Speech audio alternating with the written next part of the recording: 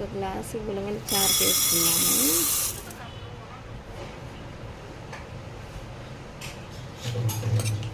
దీన్ని మంచిగా మనం ఇప్పుడు ఫ్రై చేసుకోవాలండి.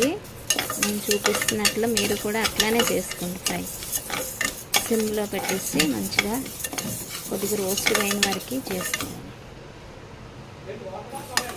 మంచిగా ఏగిందో చూసుకుంటే మనం చూడండి ఎంత. ఇప్పుడు మనం దీన్ని తీసేసి మంచిగా వాష్ చేసుకొని ఇప్పుడు చూసారా మనం ఎంత మంచిగా కడుక్కున్నామో. దీన్ని నీట్గా కడుక్కున్న తర్వాత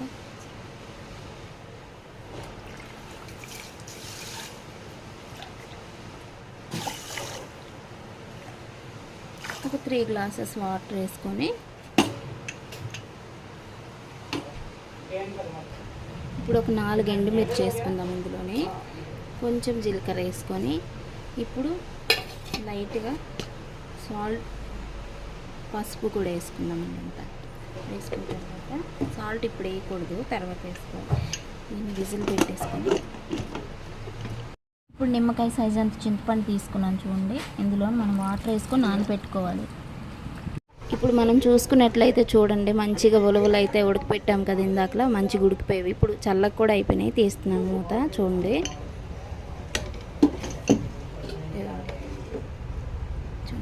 చక్కగా చాలా సాఫ్ట్గా అయిపోయాయి. మేమైతే కొంచెం ఫ్రై చేస్తామండి. చాలా పచ్చి వాసన ఏమైనా ఉంటే పోతుందని ఫ్రై చేస్తుంటాం. ఫ్రై చేసి ఉడకపెడితే చాలా టేస్ట్గా ఉంటుంది. మీరు కూడా నెక్స్ట్ టైం ఇట్లానే ట్రై చేయండి, చాలా బాగుంటుంది. ఇప్పుడు దీన్ని తీసుకెళ్ళి మనం మిక్సీ చేసుకుందాం పేస్ట్. ఇప్పుడు మనం మిక్సీ పట్టుకుందాం చూడండి. దీంట్లోనే కొంచెం వెల్లుల్లిపాయ కూడా వేసుకుందాము. తాలింపులో వేస్తాం కానీ కొద్దిగా ఇలా వేసుకుంటే ఇంకా టేస్ట్ వస్తుంది. వేసుకుని మిక్సీ పట్టుకుందాం. ఇప్పుడు చూడండి ఎంత ఫైన్గా పేస్ట్ చేసుకున్నామో. ఇప్పుడు మనం దీన్ని ఏమో వేరే దాంట్లో వేసుకుని పెద్ద గిన్నెలో వేసుకోవాలి. మొత్తం వేసేసిన తర్వాత ఇప్పుడు మళ్ళీ మనం ఇందాక చింతపండు చేసుకున్నాం కదా, అది ఇందులో వేసి మంచిగా ఇదంతా కలుపుకొని మిక్స్ చేసుకొని ఇందులో వేసేసుకోవాలి.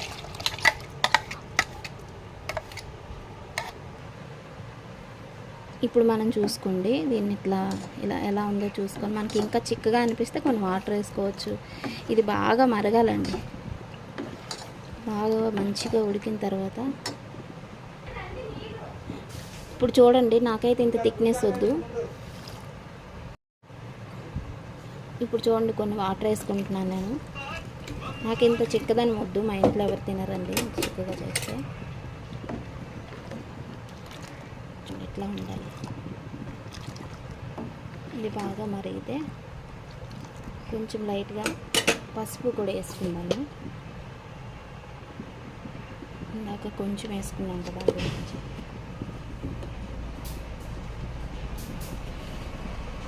ఇప్పుడు సాల్ట్ వేసుకుందాం. ఇప్పుడు చూడండి సాల్ట్ వేసుకున్నాం. ఇందులో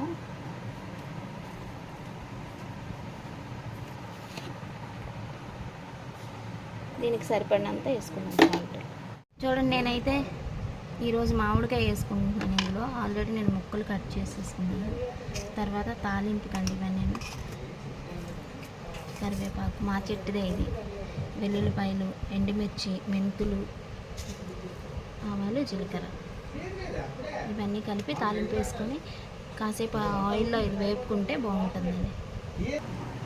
చూడండి చాలా బాగా మరిగింది ఇప్పుడు వరకు. ఇది పక్కన పెట్టుకొని తాలింపు వేసుకుందాము. తాలింపు వేయడం చూసుకుందాం ఇప్పుడు ఎట్లా వేయాలో. కళాయి పెట్టుకుందామండి. అందులో నూనె వేసుకుందాం, ఆయిల్.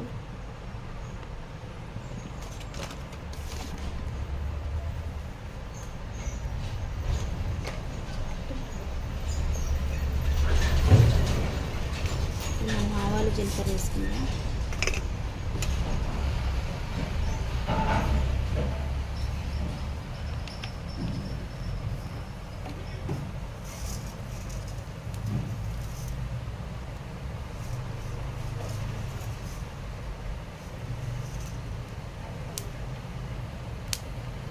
చూడండి మెంతులు వేసుకుంటాం.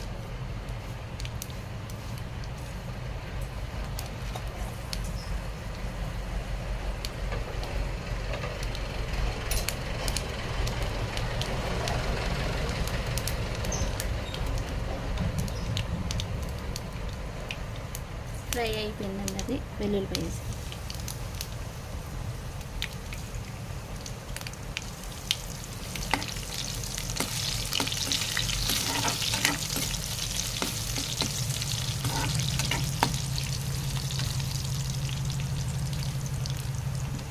ఎండుమిర్చి వేసుకుందాం.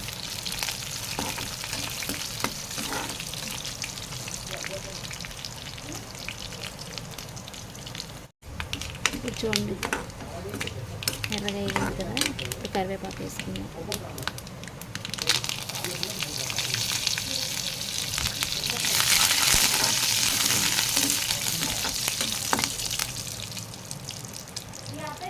ముక్కలు ఇప్పుడు వేసుకుందాం. ఇందాక చూపించాను కదా అవి. కాసేపు ఇది మగ్గాలండి.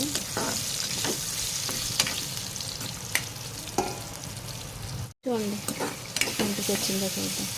చూసారు ఎంత సాఫ్ట్ అయిపోయిందో మామిడికాయ ముక్కలు.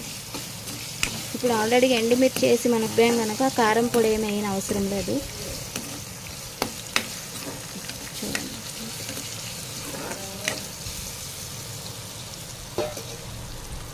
ఇప్పుడేమో ఇది వేసుకోవాలండి అందులో.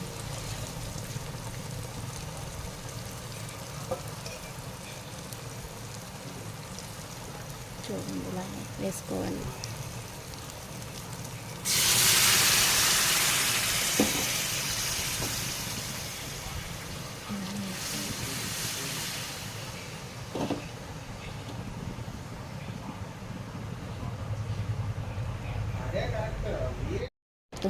తయారైపోయింది చూడండి ఎట్లా ఉంటుంది. నా వీడియో నచ్చినట్లయితే లైక్ చేయండి, షేర్ చేయండి, సబ్స్క్రైబ్ చేసుకోండి. థ్యాంక్ యూ అండి.